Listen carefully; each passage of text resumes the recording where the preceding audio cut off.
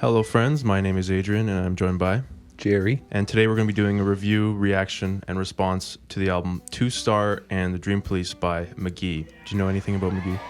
You've mentioned Mk.gee when we listened to Dijon. Mm-hmm. You reminded me of that today, and I'm a noob, so this will be fun for me. Yeah, it should be fun. We've got a couple comments requesting to do Mk.gee, and I think this album is great. I think you're going to love his guitar playing. That's what everyone glazes him for. Just his guitar tone and just how it doesn't really sound like a guitar sometimes. Oh, cool. Very kind of like 80s influenced a little bit. Shall we get into it? Yeah, it was a good intro. Thank you. Okay, so this is track 1, New Low.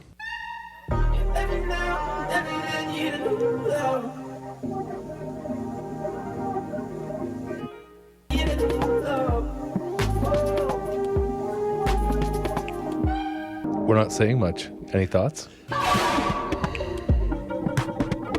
I don't know what to say about this one, to be honest. I mean, it's like the glitchiest one, I think, on the album.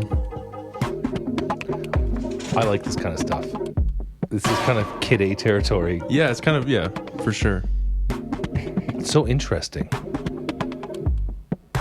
It's kind of different, I think, from the rest. I don't know. This one's kind of always been kind of interesting to me. I always wonder who the audience is. Like, who's he singing this to and for, and why? Oh yeah, we don't have the lyrics up. This again, I've rarely paid attention to the lyrics. It's like my number one flaw. No, it's not a flaw. It's great. You always notice what's happening musically. I get the feeling though that you weren't really big into that song. I mean, it's not up there for me on the album. I mean, it's cool. I love the production of this album throughout, but that one, I feel like the song itself is kind of distracted by like the production because it's kind of busy. Okay, so like if you produce something like that, do you think you'd be proud of it? You'd be like, I need to refine. Yeah. I mean, he's crazy, I think. I mean, I think there's other songs that are just stronger. The drums to me were like, they're cool. Like, it's one thing to listen to it for like production wise, but then as like a song, like listening experience, sometimes that's a little bit harder. Are you thinking about like running with your AirPods in when you listen to this song? Is that your critique, your criteria? No. That one I would not run to. I'd have a pretty bad pace if I ran to that one. And I feel like you'd go sideways and jump on the road every once in a while. Yeah. Not intentionally to be hit by a car because of the music, but because the way the music went. I mean, what do you think of that one? Yeah, I liked it, but I wasn't really thinking about where I would listen to it. I was listening to it right there thinking this is kind of fun and interesting. It feels dark and it feels like kind of brooding and really, yeah, almost like weird part of a horror movie. That's what I was getting from it. But I thought it was really well done. I mean, it is like the album cover is pretty dark and he's just there with a guitar. Oh, yeah. Hi, Mk.gee. Yeah. He's kind of he has the ominous long hair look. Okay, this one is How Many Miles? If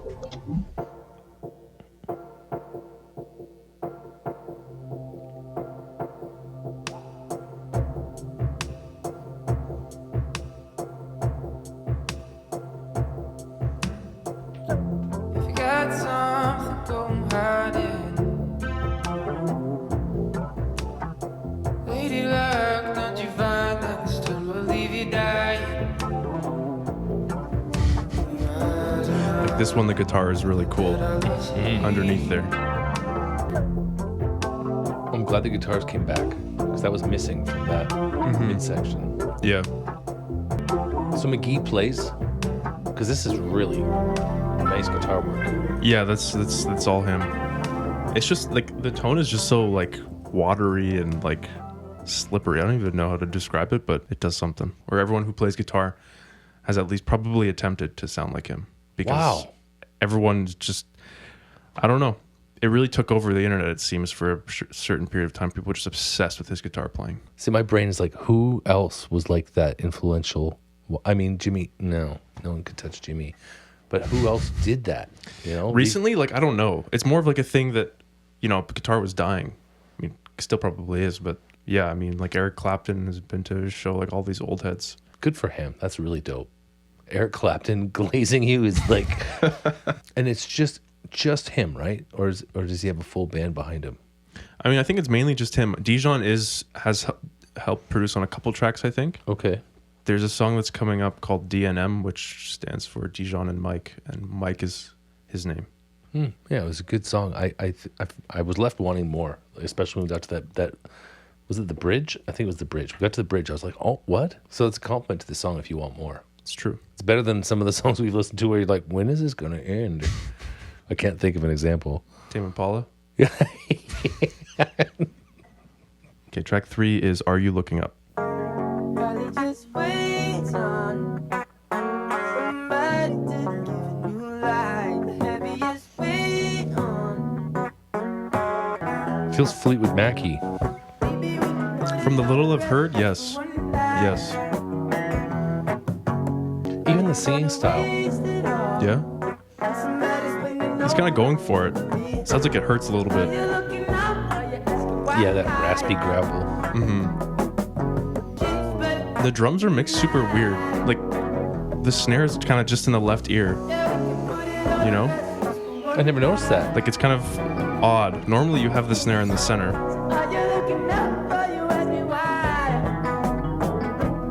So some electric piano or synth going on too now? That felt like a nod to the 70s. Yeah? Yeah, late 70s. Like Fleetwood Mac. With the guitar playing? The guitar playing, the way the singing happened, the way there were some stops in it. It just felt like Stevie Nicks. I can also kind of see with the drums because they're really dry. Like, they just sound like, I don't know.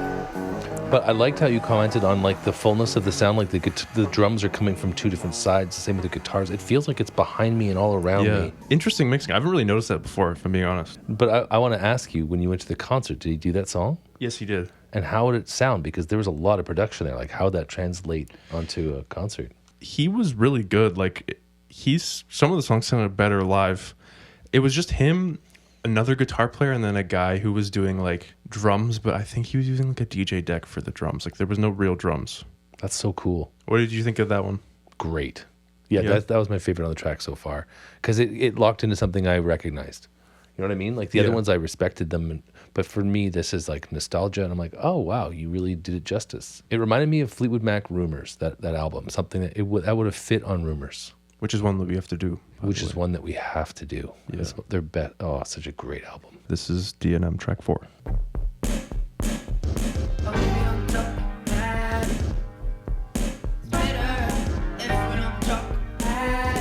It feels like it's waiting for the levels to be lifted up. You know what I mean? Yeah. This one was one of the, like, this is one of the, at the show, this one was one of the ones that was most hype. But do you feel how subdued it is, or do you think it's hype right now? I think it's pretty hype. Maybe my volume's just turned down? Like, I love the piano. Yeah. It's a nice song. I just, the sound of it was just a little bit, to me, I would describe it as subdued, like almost far away, not up close in front. Okay, I can see that. It ended already? Yeah, that was it. Huh. I spent too much time trying to figure it out. Yeah, that one at the show, he played, like, I'm not even kidding, he played it like 6 times. It sounded like he was singing it down the end of a long hallway. So I was just trying to figure out, when's it going to drop? When's he going to come into the forefront? And he never does. Yeah. Which is kind of cool. The anticipation distracted me from the listening. Yeah, no, I've noticed that with the Dijon and Mk.gee stuff, like sometimes their mixing is just so left field, or the fidelity of some of the aspects of the song is just like off-putting, you know, where it kind of can be distracting sometimes, but it's also just cool, different mixing techniques, I guess. Thank you for saying that, because that's how I felt. I felt like the way it was played was weird. It was almost like Steely Dan, but Steely Dan is, far down the hallway, but he's trebly, but he's crisp. This was kind of like, I don't want to say dirty, but it wasn't like crisp. Yeah. Which is fine. His voice sounded great. Yeah, I still, after, like, I haven't listened to this album front to back in a while, but every time I hear a song from it, I'm always just like, how do you make this? How do you get these sounds together? Like, what are you doing? Obviously, you can, like, pick out the pieces. Like, there's the piano, there's the drums, there's guitar, whatever. But it's still, like, the tone of each of them is just so, I don't know, I just can't think of what they do, you know? It's too complicated to be enjoyable on first listen. It is enjoyable, but it's not, like, relaxing. I'm like... It's not like Claro. Yeah, Claro was crazy. But this, I do like this album. Track 5, You Got It.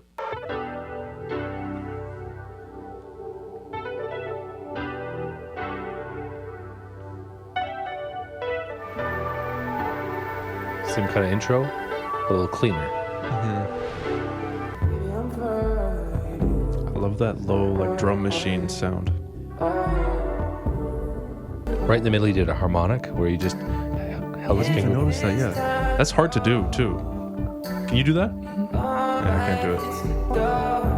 Pass me the guitar. It's one of the things I always struggle doing. Easiest on 12th fret. Sometimes it's like you're trying to figure out where the song's going, but I find it less abrasive than like stuff on Dijon's album, or it doesn't throw me off as much as some of the choices on that album. Because it's like there's a lot of like 80s synths in there, you know, and the guitar playing generally through the whole album is like really just nice to listen to. There was a couple times where it followed the actual singing, like the actual notes that the singer was singing. It was like another like watery, murky type song. Super moody. Yeah. I mean, yeah, he's very moody. I don't know what to say. I mean, like a lot of it is just me trying to figure out what's going on with the production, you know, especially listening to it up this close, which I haven't to in a while. Yeah, I'm still like, how do you do this? So much so that when there was a harmonic, I'm like, oh, harmonic. Like, felt like I was doing a Where's Waldo with music. But it was good. It was good. It's just complex. Yeah, there's a lot going on for sure. But I love the sound selection. I came in here all amped after a day at work, and I'm like more mellow. Definitely a mellow album. Like, there's no. I mean, he does go for it sometimes with like on like Are You Looking Up, where it's a little bit more energetic. But so far, this half of the album is more mellow, I think. Yeah, I'm not scared of a little energy. This is track 6, Rylee and I.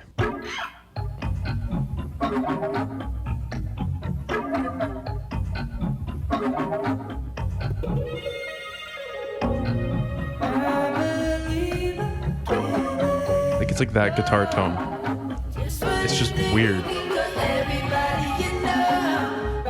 Which is the guitar? That like, growling thing. It is. Like it's just so fried. This thing up top is also guitar, I think. Do you hear it? Like the one that's kind of Oh, that's saxophone. that's saxophone, I think. Is this the second time he sang to Rylee? I think it is. Yeah. I think he name drops Rylee a bunch on the album. Good job, Rylee. Sorry, you were talking. I don't know who Rylee is. Would love to know.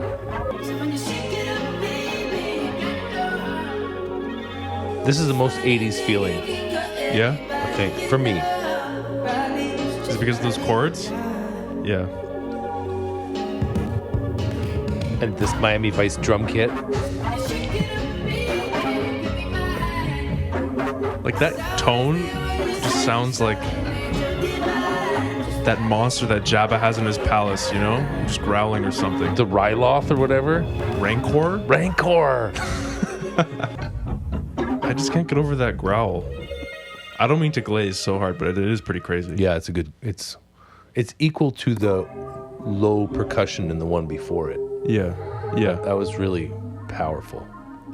Thoughts? I think we like did that during the song. Yeah, we did. And if you really hate that, let us know in the comments. There's always one or two people like, shut up and let the song play, then talk after. But we'll forget everything because that's just how our brains are. Yeah. And this is the show. This is the show. This is the show. I mean, if it's more entertaining just to watch us sit in silence and listen, yeah, let us know. How can I get you to never make that face ever again? That's a quote from Arrested Development to his mom. Such a good show. I watched that recently. Man, I've watched it so many times. Takeaways so far? We're at the halfway point. What are you thinking? We're at the halfway point. Yeah, those 6 songs goes by quick.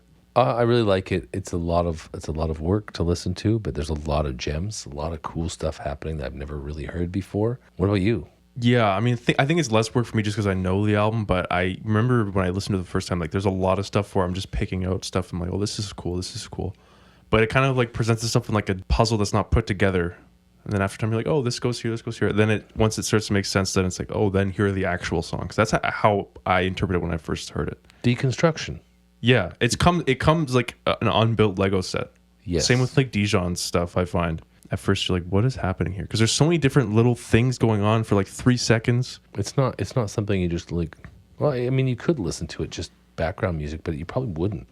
Like now I can. I only do that because I know the songs. it's like this thing where people like music when they know the way it's going to go. That's why pop music, you know? So like once you know it, you can put on as background music. Well, that's why people use television as therapy, like rewatching shows. There's something psychological about knowing how it's going to happen, knowing what's going on, that makes you feel good about it. And they say it's like therapy to rewatch a series or a bunch of shows. Well, we're halfway, so snack time. So for snack time this week, I got intense nacho Takis. Nacho Takis. And my son and daughter got these trick-or-treating, and they got like a mini bag of this, and my son gave me some, and I was like, these are dope. Oh, these are good. Right? I can't think of something witty and smart to say about how much I like them. This is track 7, Candy. Candy is all in my business. And if she's looking hard, she will find Is it. this Dijon singing? No, it's Mk.gee the whole time singing on all the songs. They kind of do have similar delivery though. The only one I've hit decide. You're picking up the weird 80s stuff going on? Only one I've hit decide. Yeah, like that drum, huge. Only one I've hit decide. And then that kick on the offbeat. Oh yeah, right there, yeah. That's so 80s. I love it. Yeah, a lot of the drum sounds for sure. But even the synth, just mimicking an 80s. Yeah, it sounds like an 80s hit that didn't exist or something.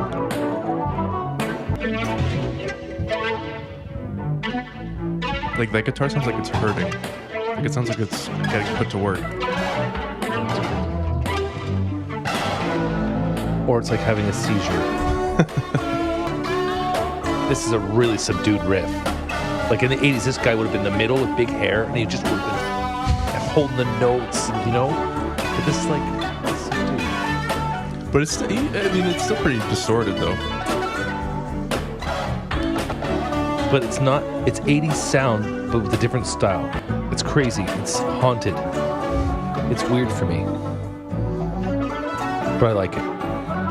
I mean, that one, yeah. It, like I was saying, I think it sounds like a 80s song that, I think that one and a lot of the songs kind of do hit that sweet spot of familiarity, kind of. Like it has elements from music from the past, but it's kind of fresh and there's twists to it. The keyboard is playing like the vocal line basically like the whole time. Keyboard playing the vocal line is helpful, but the thing is, it's a dystopian 80s song. Like, I lived 80s songs, so I've got the neural network for them, and they're warm and they're glowing and they've got weird noises, but that sounded like haunted 80s song. Like darker? Almost like we're going to play it in a way that makes it sound like it's the ghost of an 80s song that's a little pissed off, but we're singing this, but there's a part, it's like the guitar, it was, the way it was done, it was not front and center, it was kind of hiding, and it was trebly. It freaked me out a little bit. It freaked me out. It felt like the cover of the album. That's what it felt like.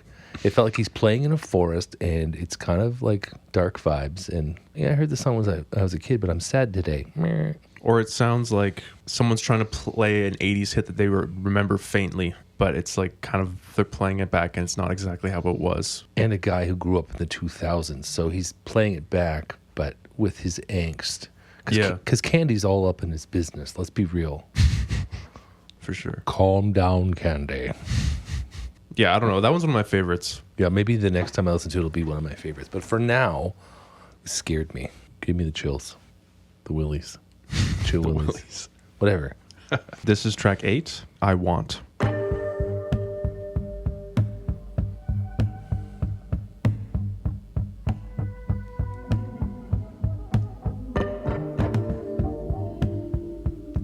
The harmonics for you. To catch. It's, what's the name for it when... Oh, yeah, ear candy. So meta. Lady that I still question all my mistakes. I really like this. I love how everything is so muted, you know? Tell me what you're dreaming about.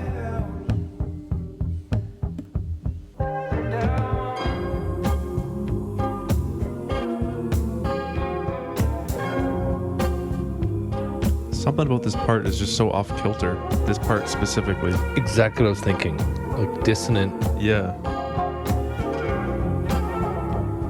It fits with the whole album. Yeah.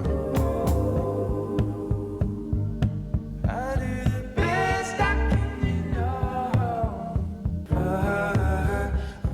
But Even the vocals, he's holding back. It's so controlled.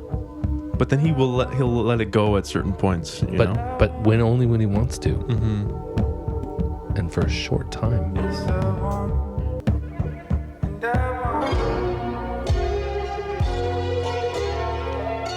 That sax right there. Those huge fills. Thank you for naming it.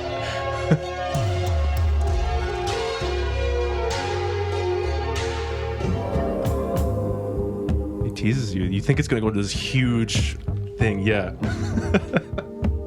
But he's like, nah, we're not doing that. Lately I am cold. I love those little like sax flourishes that he has throughout the album. They're just sprinkled in there. Just add tons of atmosphere, you know? They're almost funny. But that song to me, from start to finish, was the most respectable one so far for me. I don't know. Respectable. Respectable is the wrong word. Well, I don't know. It had me. It was easy. It was light work. It was really good. Like that fill that you were commenting on was like, it was funny, but maybe for someone his age, that's something really cool. But for me in the 90s, I was like, oh, the 80s fills, they're so dumb.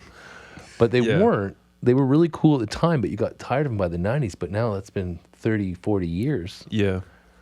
He's starting to bring respectability back to that genre that was so misjudged by my... Yeah. And this song, like this is I think my favorite Mk.gee song. The melody is so strong, and I love how muted the guitar is the whole time. And then you have like a couple sections where it's kind of off kilter, and you're like, where is this going? You think it's gonna build, but then it goes back to the verse.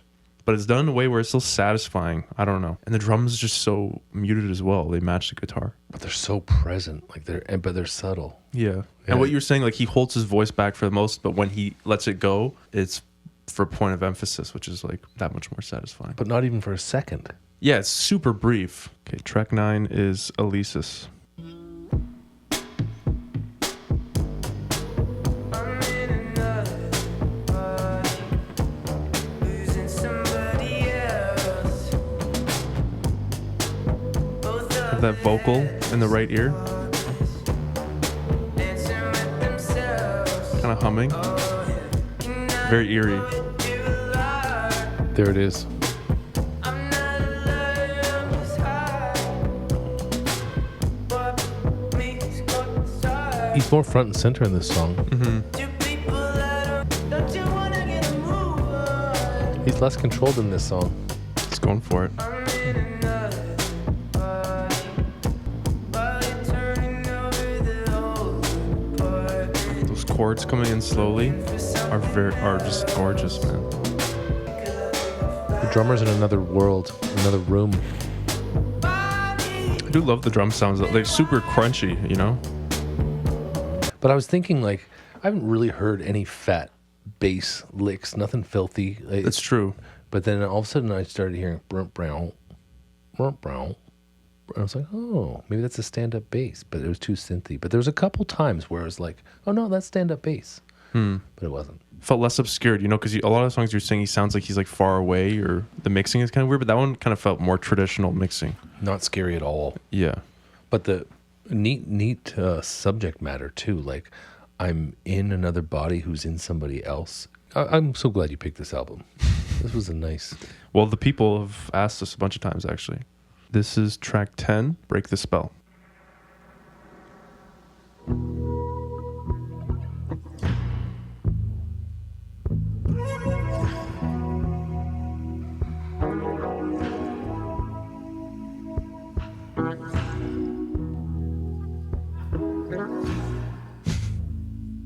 creepy laugh. I've never noticed the little laughs or voices before. It's because of these.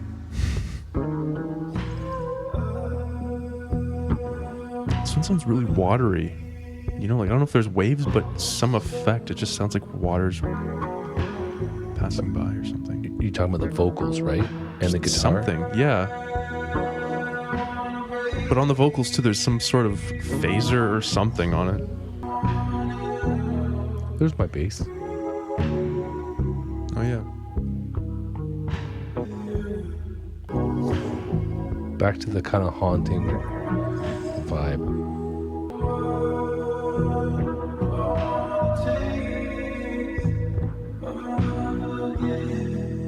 It sounds like it's like a peaceful night by the water.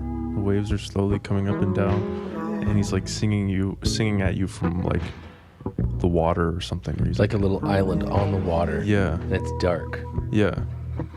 I actually daydreamed in this song. I just like zoned out. It's the song's fault. It does that. Wow. That doesn't happen to me very often. Especially when I'm like being recorded.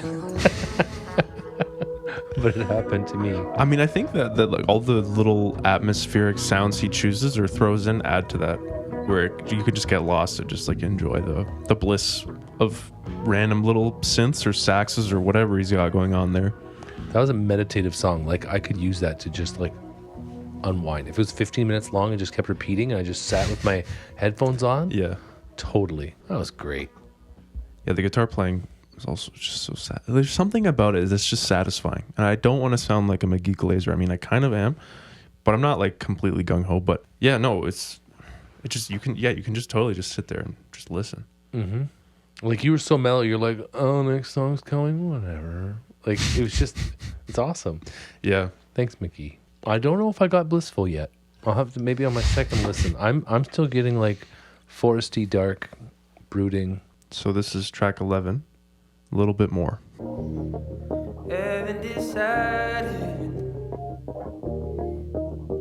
everything you wanted your life is yours. That's all the Take what harmonics. you want, Lots of harmonics. This is hard. take what you want.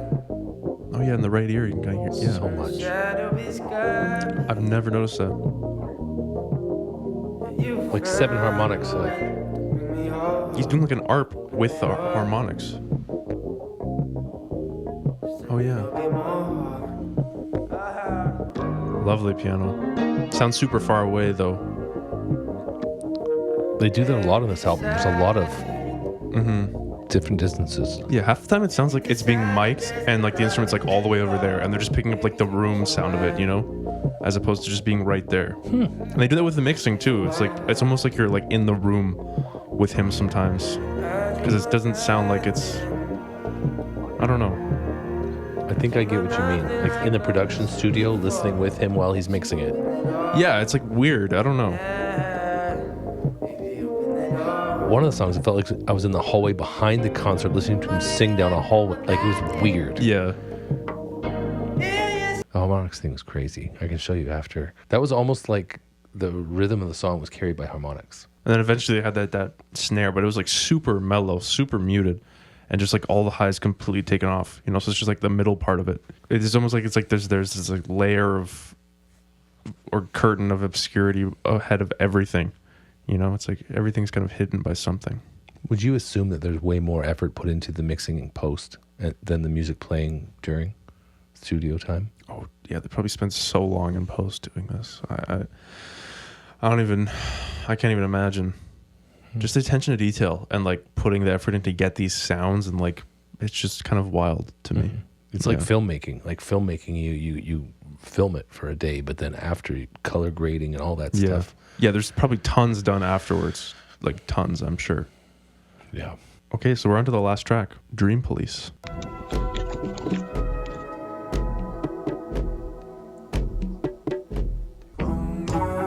Oh, please put me out. I believe that you want me this time.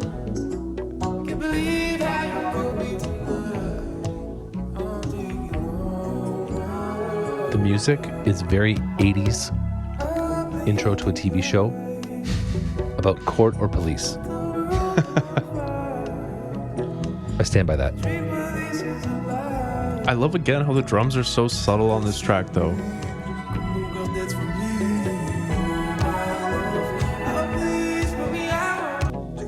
That's the guitar. Is that thing on the bottom. Yeah, And that's the thing that reminds me of the 80s show. It's crazy. It just brings me right back. so nostalgic. This whole thing is crazy. It's almost like he's playing with 80s stuff because he can. I don't know. It's like he's some of these sounds that he's doing remind me of like cheesy 80s stuff, but he makes it cool and fit within a genre or fit within a thing that he's doing.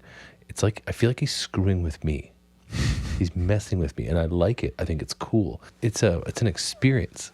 Like listening to this as a Gen X person, it's an experience. It's like, what you're doing with the stuff I grew up with is different, but cool. But also you're making it haunting when before it was familiar and friendly. Like it's really wild. This was an experience for me, and it was different than yours, I think. I mean, what are your thoughts overall On the album? Yeah. That one, I think I'm going to download it on Spotify and listen to it as part of my many new albums I've been listening to for the last, 2 months now? Yeah. I was just telling you I haven't listened to enough Carolyn Polachek, but this one I think I need to give it a couple more listens. I felt the same way about Cameron Winter my first listen. I'm like, there's something here.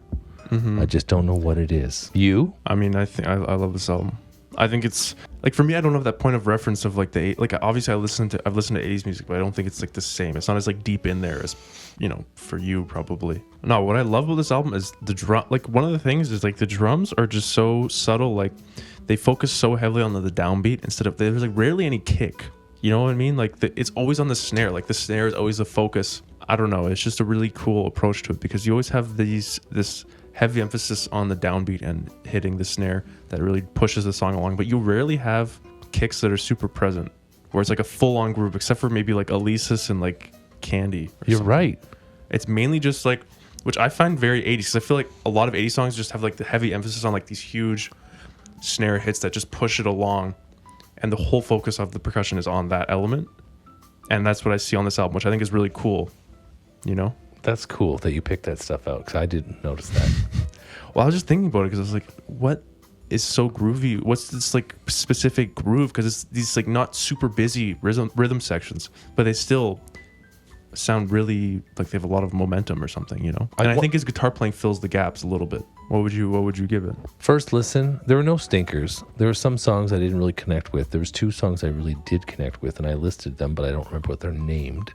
But it was like the 3rd song and the 7th song, I think, or something. I think it was Are You Looking Up and I Want. Okay. I'm pretty sure those are the 2. Okay. If I remember correctly. That being the case, I can't really rate it. But if I'm always doing this first listen. I did it with the Velvet Underground and I didn't get it right. But I just said, this is how I feel right now. So how I feel right now, it would be like a B. Because B+ is what I gave some albums that I really loved everything. Yeah. So you give Kid A a B+ or something. Yeah. So this would be a B or B- or something like that. Not because it wasn't great. It's great. It's just first listen, I appreciated it, but it was so dense that it was hard for me to get it. But that's actually probably motivating me to listen to it more because it deserves a higher rating after, because of its density and its production, and you know what I mean? Yeah, I get that. I feel disrespectful by rating it so early. It's like, oh, first date? You want to marry her? Wouldn't you? What do you think? For me, I mean, I would say an A, but I mean, I had similar reaction when I heard it for the first time. Like I listened to it once, I did listen to it for months because it didn't click with me off first listen. I was like, these songs all sound super similar, and it's kind of like mushy and kind of blends all together. It's really watery and just murky. So like, none of them really like stood out as like songs off of first listen, and it took me a while and a couple listens. And then once you start to know them, then I'm like, oh, this is an actual song. It's not just these murky sounds. Okay. I don't know. No, that makes sense. You were talking earlier about deconstructing the songs one by one, but the whole album had yet to be deconstructed into individual bits before you could. Those are our thoughts on Mk.gee, 2-Star, and Dream Police. Let us know what you think of this album. Let us know what album we should do next. Thanks for tuning in. We'll probably listen. We probably will listen. Hope you do too. We're men of the people. Men of the people. Yeah, thanks for tuning in. Until next time. See ya. Bye-bye.